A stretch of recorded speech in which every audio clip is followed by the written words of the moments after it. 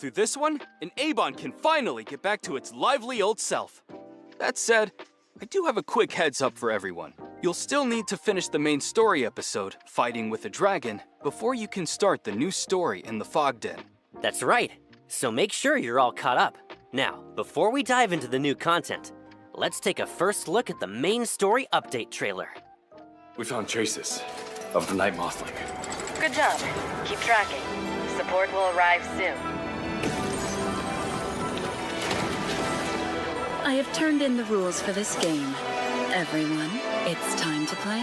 What in the Hethro is this? I'm in the last room at the end of the right corridor. The entrance is disappearing.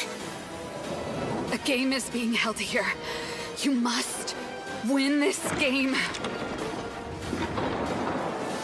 Senpai! Run!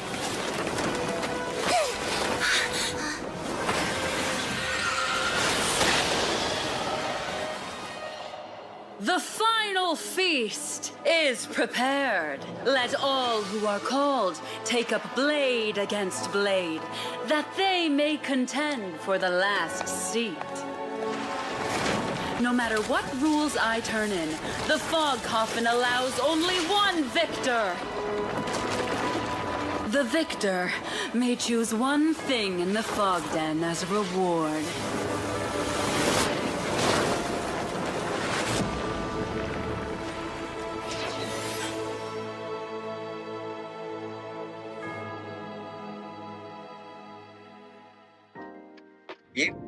Hold on. I'm pretty sure I just spotted a bunch of new locations in there, plus plenty of familiar faces. Baggy, care to spill a few details for everyone? Sure. Those places you just saw are where the Appraiser will be playing the Fogden game, and where we'll face Madam T of the Scarlet Letter in the final showdown.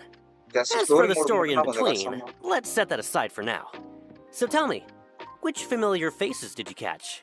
The Aben crew, first and foremost.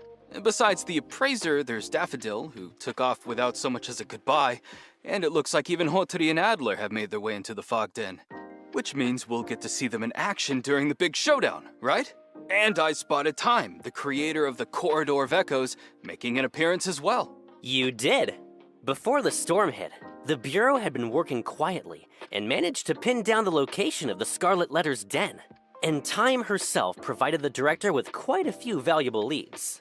In the new story, Hotori, who's kept her cards close all this time, finally steps into the fray herself and goes head-to-head with Madam T. Get ready for her time in the spotlight. Wait, you're telling me our famously laid-back shopkeeper is finally getting serious? Now that I've got to see. Over on the Bureau's side, members of ETD6 are also joining the operation. We'll have Chaos, Linko, and Nitsa backing us up. We already met Chaos and Linko back in A Research in Scarlet, when we cracked the Debt Collector case. But this will be Nitsa's first proper appearance in the story, right? It sure is. In the new story, all three of them will be joining the fight against the Scarlet Letter. Linko's Esper ability lets her pick up the mysterious frequencies everything around her gives off. She's always catching connections no one else notices. Team intuition through and through. Nitsa, on the other hand, comes equipped with twin tails as handy as Imaginado, and a sharp analytical mind. She's your dependable team logic type. Intuition meets logic? Interesting. Can't wait to see the two of them fighting side by side in the story. As the story unfolds, you'll get to know them a lot better. And on the other side, the key members of the Scarlet Letter, along with their leader, have already taken their places across the stage, waiting for the Appraiser to step up and challenge them. We finally get to close the book on the Scarlet Letter for good. I can't wait. Baggy, can you share a bit more intel? Like this new location, the Fog Den. What kind of place is it exactly? Simply put, the Fog Den is the Scarlet Letter's hunting ground. Set foot inside, and you play by the rules of the game. Who you'll meet, what you'll see, and how you'll make it out, it's all one big unknown. As for what actually goes down in there, we'll leave that for the Appraisers to experience firsthand. What I can tell you now is that the Fog Den will throw wave after wave of enemies at us.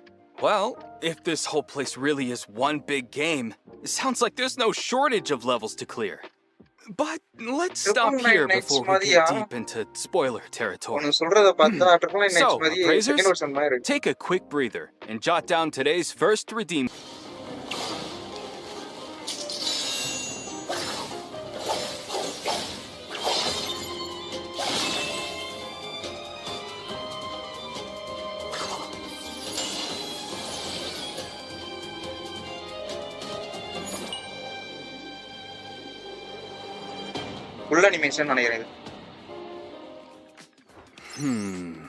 But she looks a little different from how she appears in the story. Right. This is Zonko's brand new look. But just so you know, Zonko's specialty is borrowing other people's faces to deceive her opponents. During a research in Scarlet, she used her Esper ability to spin an illusion, posed as Renee's older sister, won her trust, and made off with the Eternal Present. Okay, that's terrifying. So the only place we'll see her original look is in the story? Kind of a shame. Don't worry, her look from the story comes for free. Get Zonko from her limited board, and you'll also unlock Red Nightshade, the outfit she wore during the main story. Oh, nice!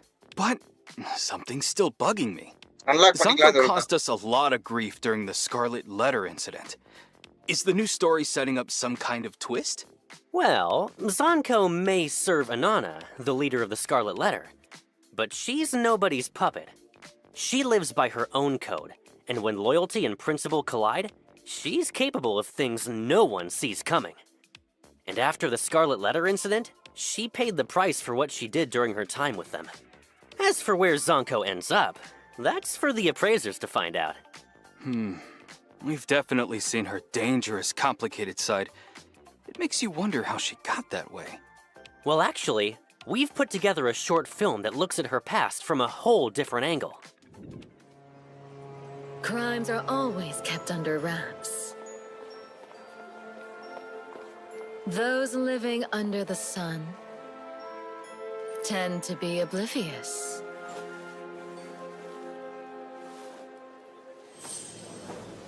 Hey, that eye is mine. I bought the subject with my money. You don't get a say. Without my compound, she'd never have become the vessel. You want to talk? Silence.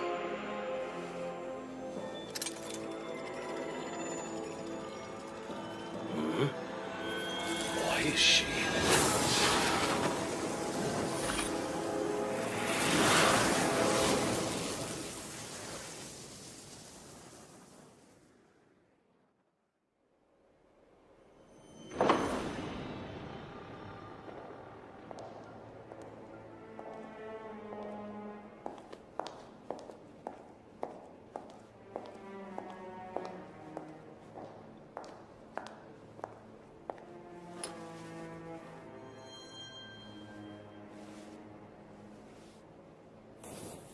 Relax. All of them are my rivals. So you did me a big favor. Let me take a look at you. Oh, poor Petal. From now on, the Scarlet Letter is your new home. You may call me Mother. I once thought that souls and their bodies share the same color. Mother. Daffodil, come meet your new sister. But not all souls are murky or stained. Welcome, sister. Such a pretty color. From now on, you're partners. Don't disappoint me.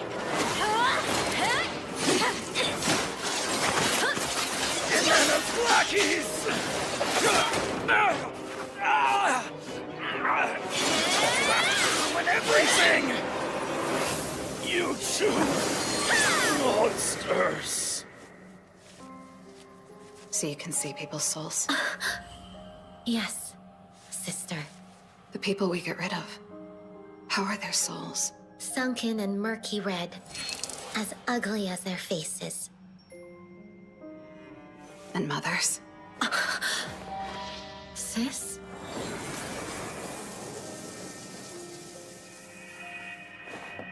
And mine?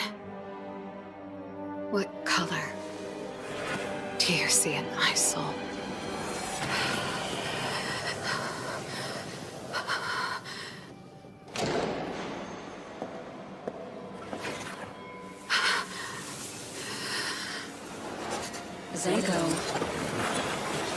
Zanko. I've never seen you so distracted before. I just thought about something in the past. I liked it more when you were kids. I'll take my leave if there's nothing else.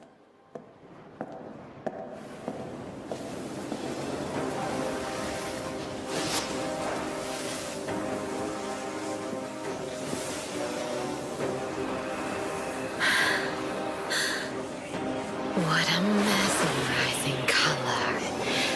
I can never get enough of it. So that's what Zanko has been through, huh? In the short, everyone she looks at has a flame above their head. Does that tie into her Esper ability? That's right. Zanko's Esper ability, the Eye of Delusion, lets her see the flame of a person's soul. She was born with an eye condition that left her seeing the world in black and white. Only when her Esper ability awakened did she gain the ability to see red. It's the one color she can see, and the one she loves. And most people's souls burn in shades of red. Zanko's favorite pastime is watching her opponents flame in battle. Fear, anger, despair, whatever her opponent feels, she reads it in the way their flame trembles and gutters, and it delights her. So, nothing ever gets past her. What a terrifying power. Can you explain more of her combat mechanics? Of course. Zanko's Esper attribute is Incantation, and she plays as a main DPS. Her Esper ability, the Eye of Delusion, dwells within her right eye. It can sense and tamper with emotions, erode a person's will, conjure illusions, and even weave entire illusory realms. In battle, she runs two independent kits, Reality and Illusion. Let's break them down.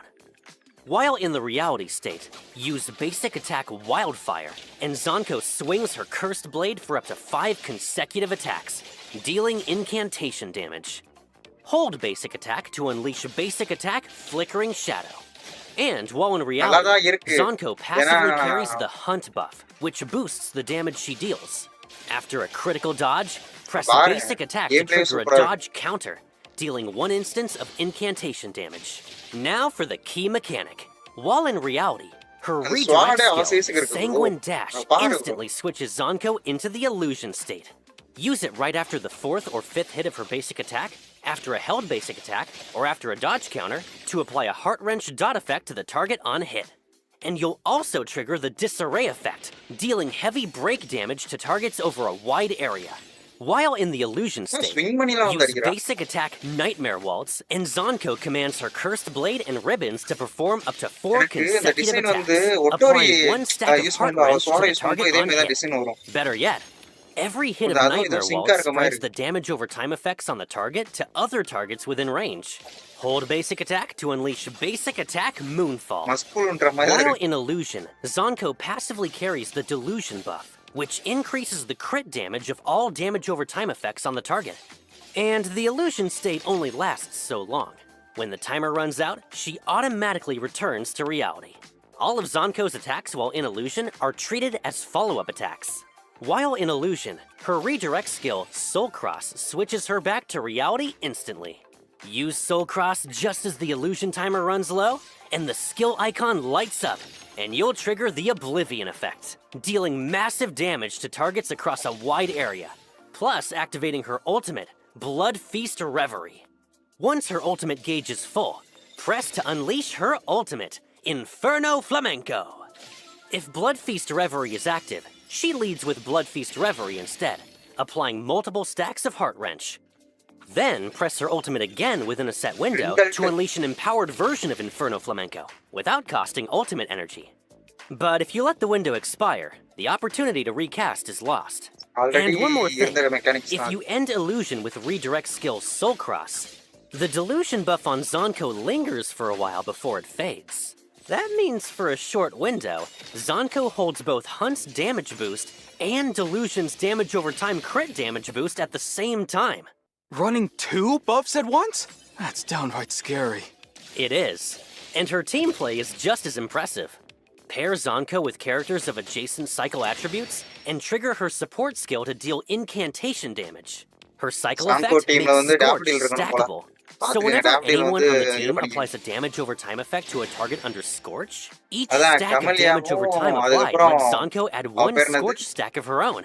And the existing Scorch effect's damage, attribute, and duration all refresh to match the newest stack. But Scorch applied this way won't trigger the effect again. She sounds like a monster in combat. Anything to keep in mind when building her? Zonko's skill upgrade material is Eternal Memory, acquired from the Anomaly Pilgrimage Debt Collector.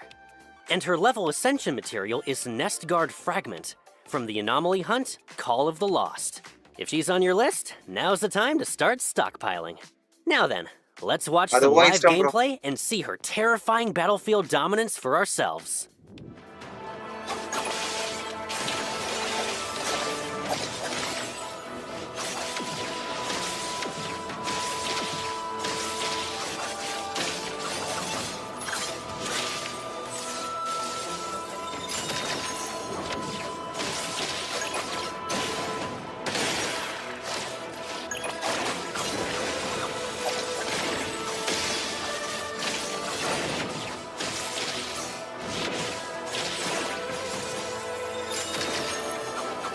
நடந்துகிட்டே இருக்காங்க.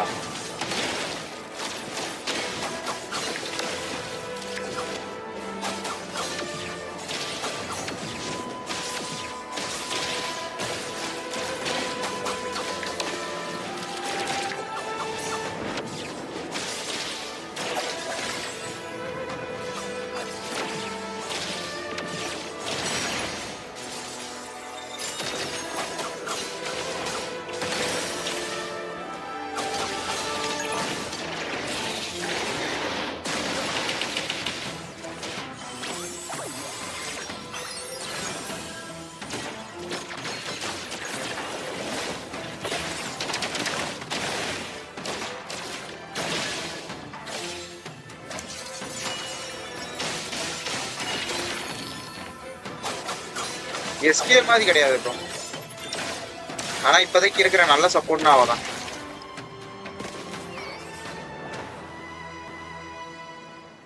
All that flipping between reality and illusion. It's dazzling. Oh, right. Zonko has a special trait in the open world too, doesn't she? She does.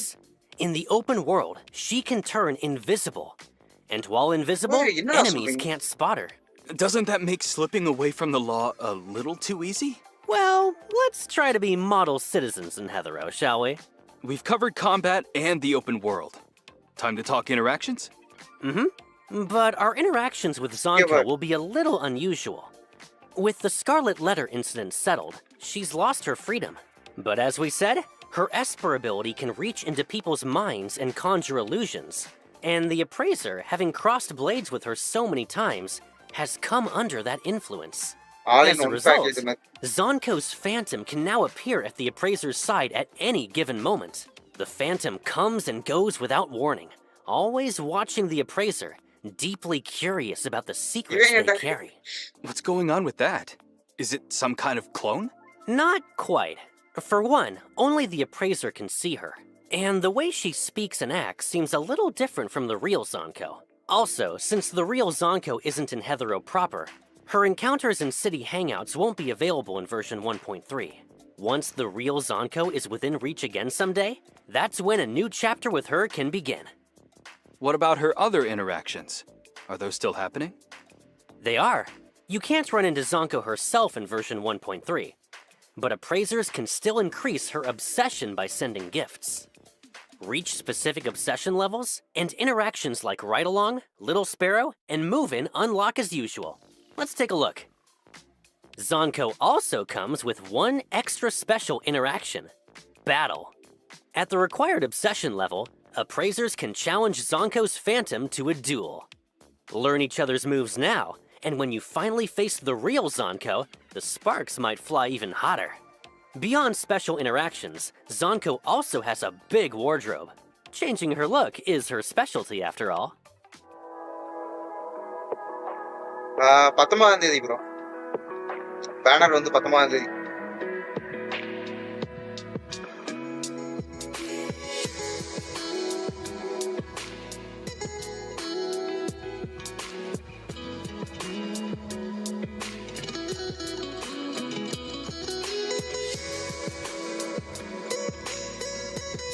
இது வந்து இது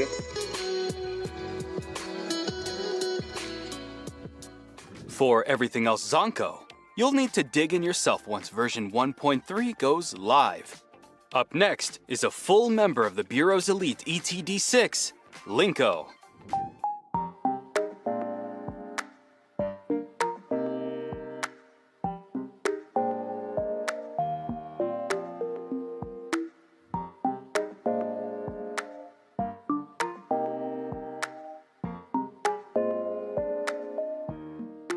As it happens, the appraiser has already crossed paths with her too.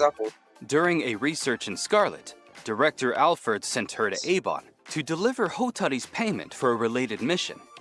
In the story so far, Linko's mind leaps from one thing to the next, and she never quite says or does what you'd expect. Yet somehow, even half in a daze, she always finds the right path, getting to the heart of things without a word being said. On field missions to capture anomaly-related criminals, she usually handles tracking targets and hunting down leads. And of course, she can more than hold her own in a fight. Linko's combat strength comes from the anomaly partner at her side, Xiao Zhen. Linko likes to tell people Xiao Zhen is her pet, which never fails to ruffle her feathers. And Xiao Zhen returns the favor with merciless snark. But at the end of the day, they're partners who trust each other completely. The two of them have great moments in version 1.3 story. You don't want to miss it. Linko's Esper attribute is Anima. Her Esper ability, telepathy, picks up the frequencies of people, anomalies, even objects. She can also tune her own frequency to someone else's band to sync with them. While synced, she gains a hazy sense of the other side's presence and condition. And at full sync, they can even share strength and control of each other's bodies. For now, though, she can only hold a full sync for a short while. Syncing up with the frequency of everything? Now that's an interesting power. Does it get any special use in day-to-day city life? It sure does. Once Linko syncs with Xiao Zhen, she can use Xiao Zhen's ghost arms to slingshot herself across the city. Oh, so that's how she gets around? Talk about practical powers. And what makes Linko special in combat? Walk us through it, Baggy. Linko's combat role is AoE Quick Swap.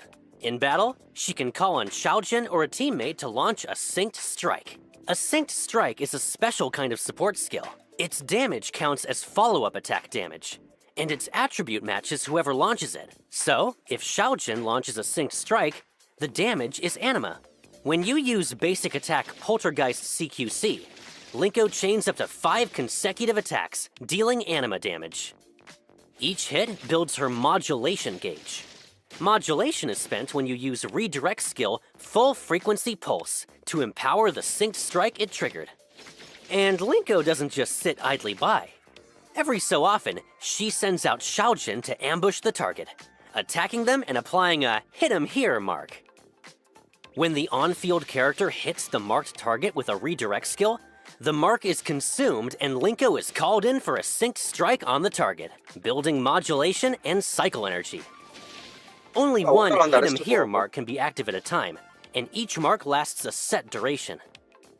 If Linko consumes the mark herself, she triggers a synced strike with Xiao Zhen instead, again building modulation and cycle energy. Hold down basic attack, and Linko slingshots herself forward with those ghost arms, unleashing basic attack Poltergeist Rocket Punch and dealing damage to enemies on impact.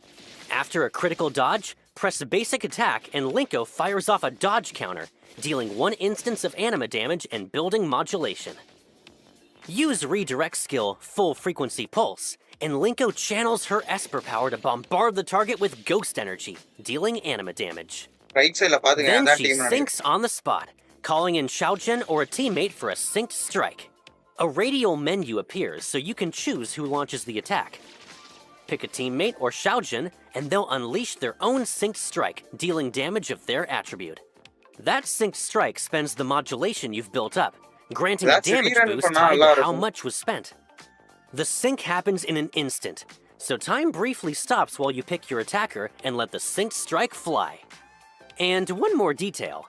When a synced strike is triggered through Full Frequency Pulse, any open teammate slots on the radial menu are filled by Xiaojun. And the more Xiaojuns are on the menu, the harder her synced strike hits. Unleash her ultimate, Oversync, and Linko pushes her Esper powers into overdrive, opening a resonance field that lasts a set duration and syncing with up to 3 teammates at once. Use her redirect skill to call in synced strikes with them one after another, up to 3 times, with a bonus burst of AoE damage at the end. When Oversync's duration runs out, Linko lets out a blast of overloaded static noise, dealing 1 instance of anima burst damage to every enemy inside the resonance field. The more types of debuffs the target is carrying, the higher the damage climbs. You can also tap her ultimate again to end the overdrive early. And even after Oversync ends, the resonance field lingers for a while. And during that window, her teammates' support skills are empowered, with their damage counting as follow-up attack damage. Any other combat tips for Linko while we're at it? Unlock Linko's passive skill, Weakness Radar, and simply having her on the team upgrades the Hexed cycle effect. The bonus follow-up damage from Hexed goes up, and targets under Hexed take increased follow-up damage. And it's worth pointing out, a normal synced strike doesn't trigger cycle reactions, and its damage scales off of Linko's own stats. But unlock her passive skill, Precision Tuning, and each synced strike, based on the teammate who launched it, lowers the target's resistance to the matching attribute for a set duration. A target can carry resistance reductions for multiple attributes at once, but same attribute reductions from synced strikes don't stack. Triggering them again just refreshes the timer. As for progression, Linko's skill upgrade material is Dress Sleeves of Vanity, acquired from the Anomaly Pilgrimage, the Never-Ending Arachne. And her level ascension material is Water Moon Pick, acquired from the Anomaly Hunt, Beat King. Linko's Ride-Along, Little Sparrow, and Move-In interactions also become available with the new version. Let's take a look. New map இருக்குன்னு நினைக்கிறேன்.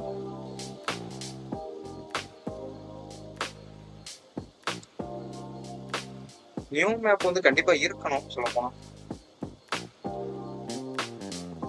பாப்போம் மேப்பை பத்தி எது பேசலாம் பத்தி. Support. எனக்கு தெரிஞ்ச support மாதிரி தெரியல bro.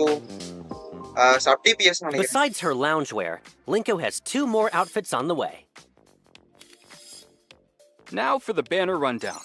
In the first half of version 1.3, Scarborough Fair will run the limited board Alluring Shadows, featuring the exclusive S-Class character Zonko. At the same time, the limited board Ichidaime returns, featuring the exclusive S-Class character Nanali. Then, in the second half of version 1.3, Scarborough Fair opens the limited board Surfing All Channels, featuring the exclusive S-Class character Linko. Alongside it, the limited board Misty Tipsy Style returns, featuring the exclusive S-Class character Otoro. Each half of version 1.3 runs for 21 days. So keep an eye on each board's window. And just like before, each limited board comes with its matching skin perks event. Right. Besides dropping directly from the board, rewards can also be claimed outright once you rack up enough total rolls on the matching board. And also like before, roll counts are shared across all limited boards running at the same time. But skin perks progress sticks to its own board, with each board tracked separately. Yes. Here's a simple example. If you're after Nanali's skin perks in the first half of 1.3, you'll need to roll on her limited board, the Ichidaime. And when a board of the same name returns, your skin perks progress carries over. So, say you already banked 50 rolls in Nanali's skin perks event last time. This time, you can pick up right where you அதான் left என்ன off, பண்றதுன்னு பார்த்தா. starting at 50. Along with the new boards, the ARC shop will be stocked with new research programs. The first half of version 1.3 brings Zonko's Spellbound Special and Nonali's Tiger Special. And the second half brings Linko's Soundscape Special and Totori's Bright Moon Special. And like before, pull counts and city progress are shared across all Special Issues ARC research programs. Oh, that's a lot to take in.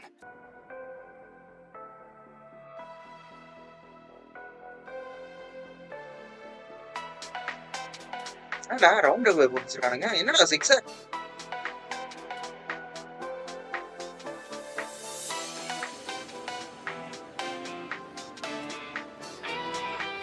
காச்சா game மாதிரி தெரியல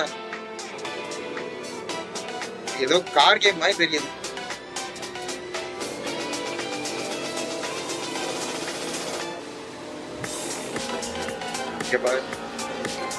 car கேமா மாத்திட்டானுங்க வேற ஒண்ணும் இல்ல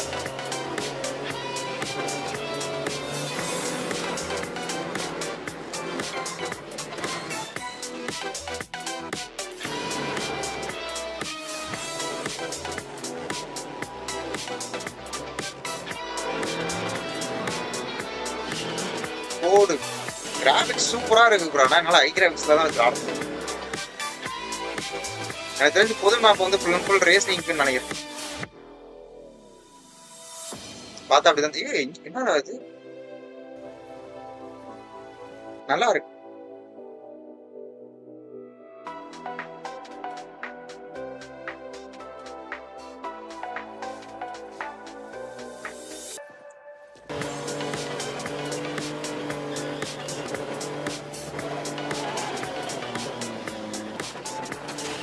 இதெல்லாம் கார்ல கண்ட்ரோலே இல்லையே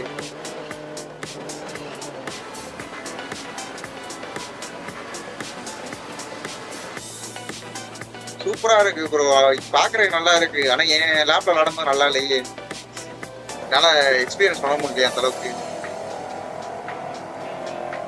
எல்லாம் ஓகே தான்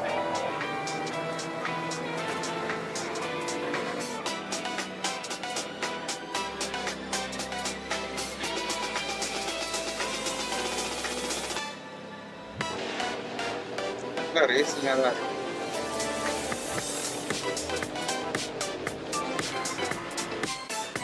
ஒரு ஸ்டண்ட் வச்சிருக்கானுங்க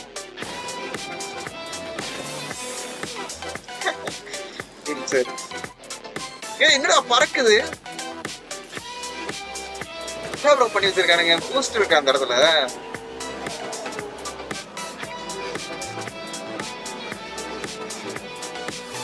தெரிஞ்ச மேப் கன்ஃபார்ம் ரேசிங்க்கு மட்டும்தான் ரேசிங்க்கும் ஸ்டண்ட்டுக்கும்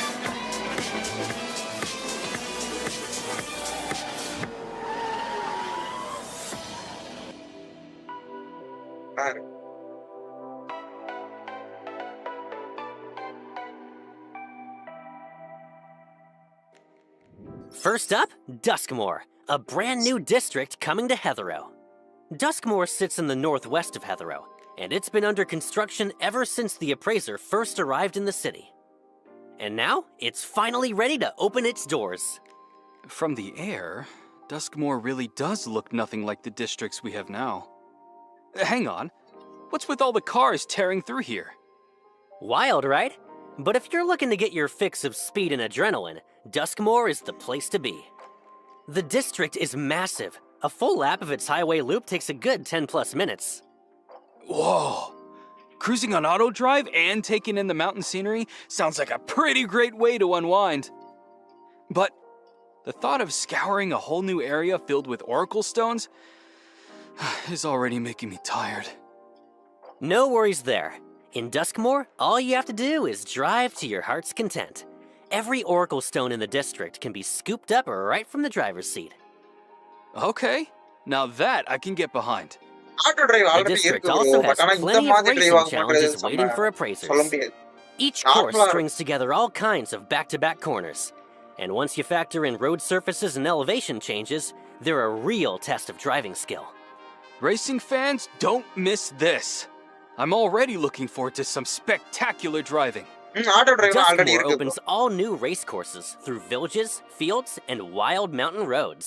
Plus a whole ஆனா இவனுங்க range of new ட்ரைலர்ல rally இப்ப காட்டுறானுங்க circuits. இந்த மாதிரி டிரைவ் ஆகாது. Just picture நார்மலா it. இருக்கும். Follow cam rolling as you conquer course after course. Gets the heart racing already, doesn't it? Meanwhile, a few of Heather's racing இனிமேல் teams காட்டுவானுங்க have நினைக்கிறேன் already பாப்போம். hit the new courses to இப்பதான் map practice, reveal and பண்ணிருக்காங்க. they're itching to take on the appraiser. So நான் gear up, நினைச்சேன் நார்மலா everyone, and let's நம்மளுக்கு hit the இருக்கிற சிட்டி road. மாதிரி சிட்டி இருக்கும்னு Now நினைச்சேன். let's shift gears and head to another brand new area. It's the height of summer, and with the Scarlet Letter incident behind them, where should the appraiser and friends go to unwind? The beach, obviously. A game of beach volleyball, a heart-pounding jet ski session, or even just stretching in the sun. You really can't go wrong. Yes, exactly. Summer in Heathrow is finally here. The beach sits in this new area too, and it's kicking off a whole run of summer events. Let's take a look. காருக்கு வந்து minimum 21 million வேணும் bro.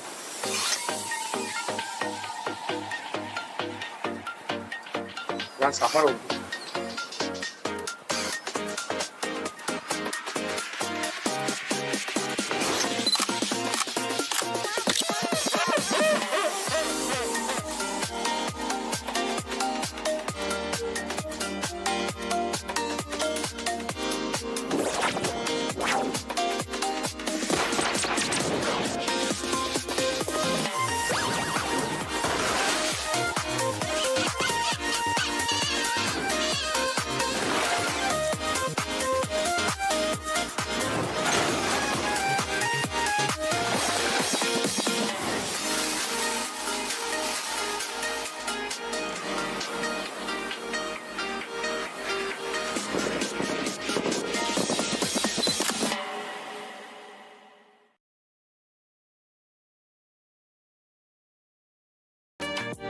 தான் 6 character.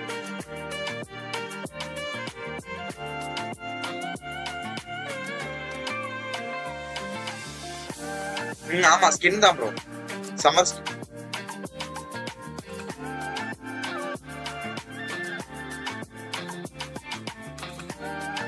சாங்கோ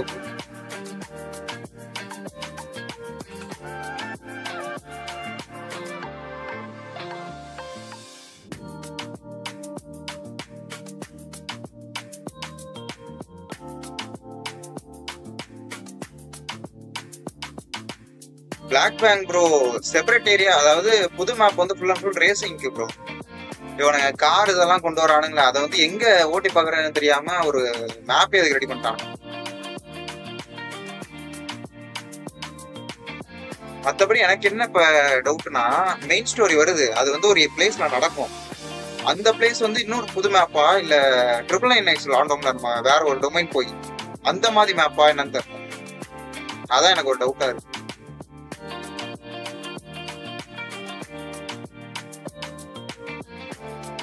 सोचो burger अगर 100 रुपए का भी होता है तो चेकआउट तक पहुंचते पहुंचते डबल कैसे हो जाता है? प्लेटफॉर्म फी, पैकेजिंग फी और पता என்னன்னு அதான் எனக்கு ஒரு டவுட்டா இருக்கு.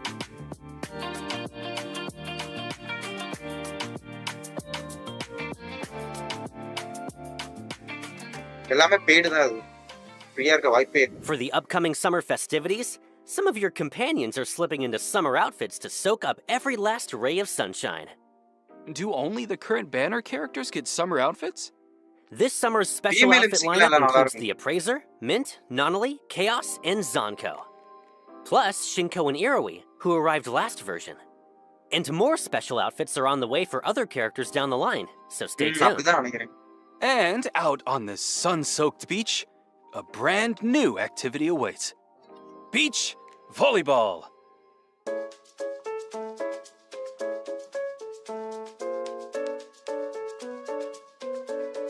தெரியல பாப்பா அது என்ன மாதிரி டைப்ல இருக்குன்னு. நான் இன்னும் பேட்டால வேற திரும்பி ஆடணும், அது போது போய் முடிக்கணும். லைவ் முடிச்சுட்டு போய் நான் அதை முடிக்க போறேன். எனக்கு தெரிஞ்ச அடுத்த வெர்ஷனுக்கு வந்துடும் yearly access.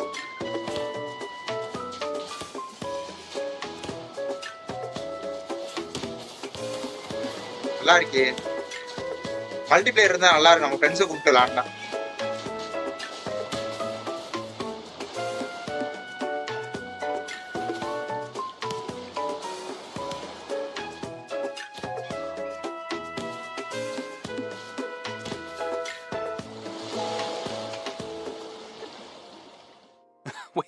Hold on. We're actually going to play volleyball here? Yep, and everything you just watched was my own gameplay. Pretty impressive, right? Heathero is hosting a beach volleyball tournament, and the appraiser will battle through the city's volleyball-crazed locals one after another on the road to winning the championship. It sounds like it's mostly PvE, which suits me just fine. So, how does it actually play? Beach volleyball runs on a 2v2 format. You'll start out in the Rookie series, where beating each opponent unlocks the next difficulty and keeps your climb going. If you're new to beach volleyball, this is the place to start. Every character has their strengths and weak spots on the court. You can check the details in their player profile.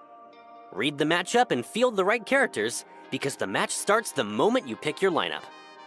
Choose one character to control and one AI partner, then take on your opponents as a duo. You score by landing the ball in the opponent's court, or forcing a botched receive. Use spikes, feints, and gaps in the other team's defenses to break through. First side to reach 7 points with at least a 2-point lead wins. It's worth adding that your AI teammate reads your position and automatically covers the other half of the court on defense. So, just take whichever spot suits your game best. Beach volleyball is genuinely easy to pick up. A few matches in, and it all clicks. So rack up those reps and become a beach volleyball ace. And did I mention it's not just the appraiser who gets better? All the characters can grow their stats too. Oh? How so? Remember how every character has their strengths and weak spots on the court? Specifically in these 6 stats. Serve, spike, set, receive, block, and dig. Keep playing a character to earn experience, level up, and grow their stats in each of these areas. Sounds like there's real depth here, but won't everyone's stat spread end up looking the same at max level? Not to worry. Every character starts from a different base spread, so even at max level, no stat sheet looks the same. On top of that, you can use talent bread to steer a character's growth yourself. Talent bread. That sounds like a powerful loaf. Talent bread does more than just boost the stat you pick. It can even push past a character's growth cap. You can give it to a player at any time to boost whichever stat you choose. Also, both the character you're playing and your teammate earn experience. But quitting mid-match earns you nothing, so keep that in mind. But this talent bread you keep hyping up, how do we actually get some? That brings us to beach volleyball's next big mode, the weekly match. Playing the weekly rounds earns you fawns fast, and first place takes home bonus talent bread. I'm detecting a fast track to piles of fawns.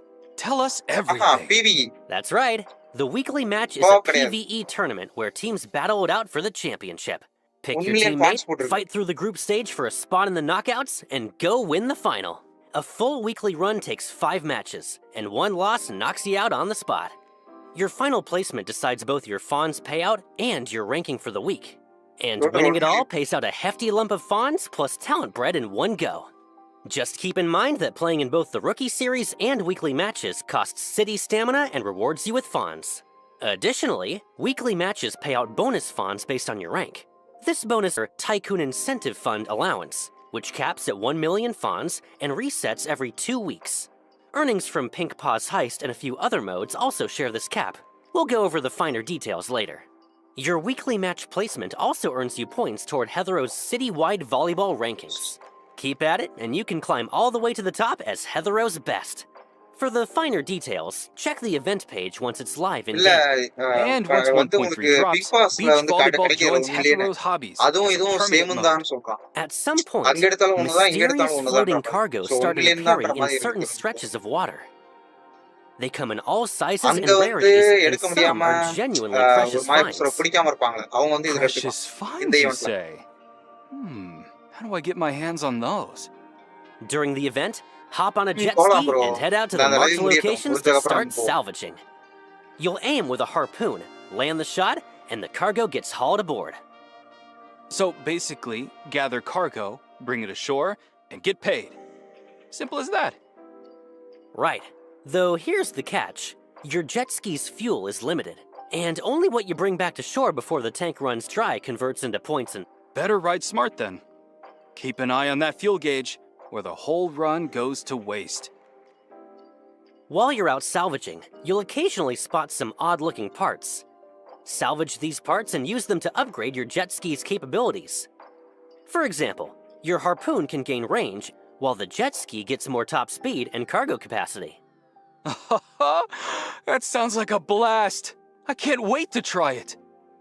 But hang on, jet skis can't just be for salvage runs. Where's my high-speed racing? Oh, it's coming. In version 1.3, water racing routes are popping up all across Heathrow, just waiting to be conquered. This time you're trading wheels for a jet ski to compete against a multitude of rival crews. Once the update lands, head to the jet ski racing event page to browse the new routes. Then, ride out to the marked spot and talk to the crew member there to start a challenge. During the event, water routes unlock over time, and the event page tracks which ones are open. Each route comes in 3 difficulties, and each difficulty carries 3 challenges. Complete a challenge to claim its reward. Clearing one difficulty unlocks the next. Show us what you've got and chase those record times. And speaking of jet skis, the new version brings NTE's first water vehicle, the Tide. Let's check it out.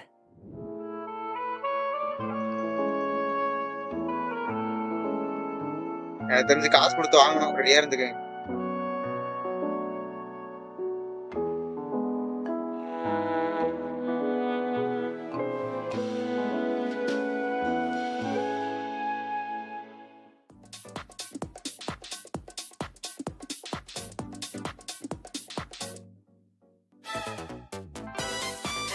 தரையில ஓட்டுறான்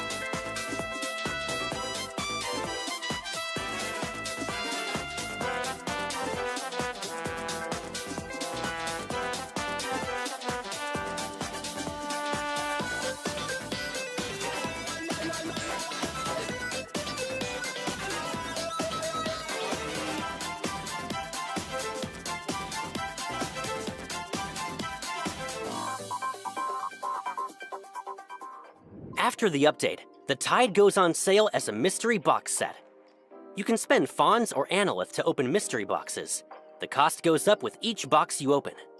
There are 15 boxes in total, and opening all of them unlocks every reward in the pool. Besides the Tide itself, the set also includes summer outfits for the Appraiser, male and female, Mint, and Nonnally. The jet ski isn't riding solo either. There's also a dune buggy on the way. Dune buggy? Oh, bug. What is it?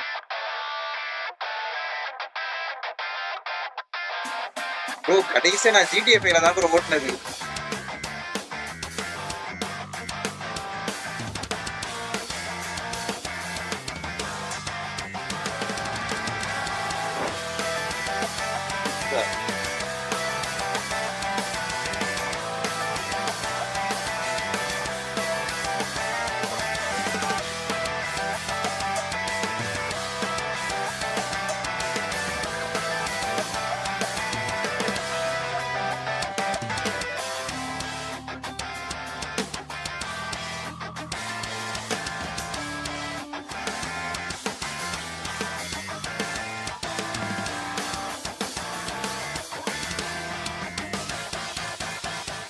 As a direct Fawns purchase. We'll share the full details once it's listed. That's all we get for vehicles? Come on, give us a little more. Patience. This next ride has been at the top of Appraiser's wish lists for a while, and I doubt you'll be able to resist it either. Oh? Look who's talking big. These Appraisers have seen it all, Baggy. I doubt you're going to impress them. So tell me, does life ever feel like it's moving a little too fast? This ride can help you with that. It's built for 2. You and a companion, pedaling slowly past one gorgeous view after another, making memories together. Hold on. Pedaling? Don't tell me. It's exactly what you think. When the second half of version 1.3 opens, a bicycle built for 2, the Yesteryear, makes its debut. Let's take a look.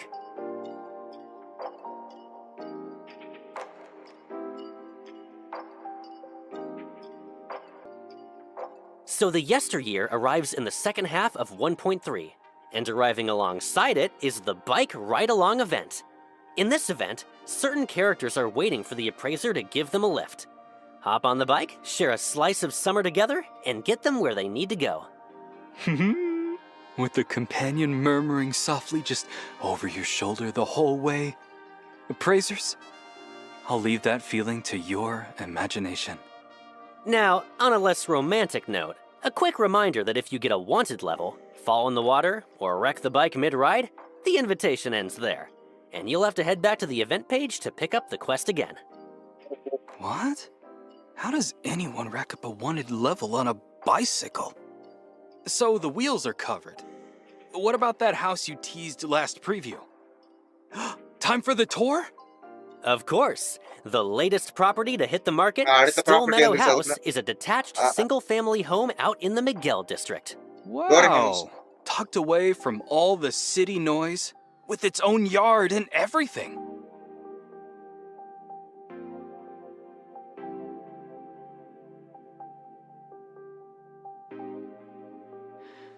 I know plenty of people are gonna fall for this one. And great location aside, the house comes with its own plot of farmland. Buy the property, sow some seeds in the plot next door, and after a little while, it's harvest time. This place adds another bright spot to Hetero. Here's to a city, getting better and better with the appraiser's input. Funny you should mention that, because Hetero Hobbies is adding a brand new mode, Building Hetero. Wait, you're not about to put this appraiser to work, are you? You catch on fast. Construction sites big and small are going up all over Hetero every day. And between tight deadlines, heavy workloads, thin crews, and clients kicking up a fuss, skilled hands are in serious demand. And it's a little too close to home. The grown-up world is a scary place. In Building Hetero, new construction jobs are posted every day. Difficulty varies with the scale of the site, and finishing the work earns you the matching rewards. So what kind of jobs are we talking about? Oh, there is plenty to do. Some sites need materials loaded up and hauled around. Some need ground leveled out, others need foundations dug, and the bigger sites tend to post several jobs bundled together. But all this digging and leveling? Don't tell me I'm doing it with my bare hands and boots. No self-respecting worksite would ever run that inefficiently. In this mode, the jobs you take decide the machine you drive. Digging means hopping in an excavator, leveling calls for a road roller, and so on. There are dump trucks, forklifts, and more waiting for a driver. We'll let you dig into the rest yourselves. Construction work joins Hetero Hobbies as a permanent mode too. When there's life, there's concrete to pour. We've also got a limited time event lined up, Runaway Echoes. In this event, you pick a character and step into an anomalous realm, where hordes of monsters come pouring in from every direction. Steer your character through the swarm, cut them down with your skills, and scoop up the experience orbs they drop. Use those to level up, pick upgrade cards, and survive as long as you can while defeating as many monsters as possible. Dodging monsters and picking upgrades at the same time? That sounds stressful. Don't worry, your standard skills fire automatically here. All you need to focus on is positioning, dodging when needed, and carving a path through the horde. Every run also earns talent point items, which light up your character's talent tree to upgrade base stats and combat mechanics alike. You mentioned picking upgrade cards on Level Up. Are those random every time? They are, and the card pool is huge. There are base stat cards for straight boosts to attack, crit, and defense, skill cards that grant whole new ways to attack, and special function cards that expand your skill range, lower skill cooldown, and more. No two runs play out the same. It all depends on the skill cards you pick. I see. Draft the right kit, and the monsters melt that much faster. In simulation mode, hold out against the anomaly horde for a set time to clear the stage. And if that's still not enough for you, try Endless mode and push survival to its limit. The event also has challenge quests loaded with rewards, so if this sounds like your thing, dive right in. And version 1.3 isn't only about Hetero. New challenges are landing on the Warren continent too. Oh? What's 999 waiting for us over there? Dragon Keep is adding a new floor-based monster challenge. Split into 2 modes, Standard and Infinite. Standard mode runs 99 floors in total. Defeat every enemy on a floor to move up. And Infinite mode is exactly what it sounds like. A climb with no ceiling. Think your skills are up for it? Jump in and see just how far you can go. There have to be more events waiting for us. There are. First up, everyone's favorite Circle Gifts login event returns right on schedule. Once the update goes live, log in for 7 days to claim up to 10 solid dice completely free. Don't miss it. And that's just the appetizer. Version 1.3 has plenty more events lined up, so keep an eye on our official channels. We'll be dropping more intel on those as we get closer. Angel support.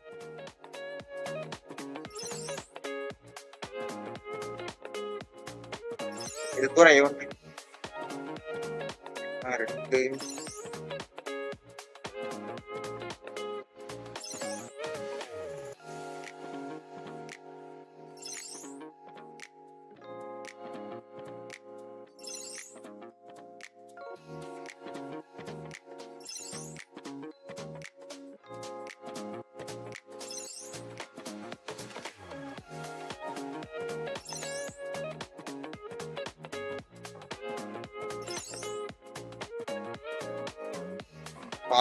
return out.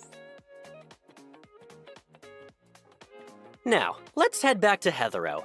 Museflash got a ton of appraiser feedback in 1.2, so once the current run wraps up, we're rolling out a new permanent edition. Wait, what? In the revamped Museflash, every Echo Bookmark bundle you buy also comes with a scratcher. You can exchange Echo Bookmarks at a dedicated event shop for special rewards, including avatar frames, titles, name cards, and more. And 3 new types of scratchers are making their debut, with up to 2.5 million fawns up for grabs. As tempting as that jackpot sounds, remember to play smart and spend within your means, everyone. That said, something tells me the appraiser and Heathrow were made for each other. Here's hoping that jackpot has your name on it. And a quick heads up. Once the update hits, all of the current scratchers will be taken off the shelves. And fawns won from the new scratchers will no longer count toward your Tycoon level or the Pob's Rich list. In other news, Going, Gone, and Shadow and Seek, which both debuted in 1.2, are sticking around as permanent modes in version 1.3. There's one more big improvement landing with the update. Version 1.3 upgrades character rendering, with better lighting and shadows across the board. And you can really see the difference. With the new rendering improvements, the lighting on the characters blends into the scene much more naturally. This update also adds a new feature to the wardrobe system, random outfits. Turn it on for a character, and as long as they're in your active lineup, they'll swap into a random outfit from their wardrobe every time you log in or change scenes. Pass through certain places, like school or home, or hop in for a swim, and they'll automatically switch into an outfit that fits the moment. This one's been on a lot of appraisers' wish lists.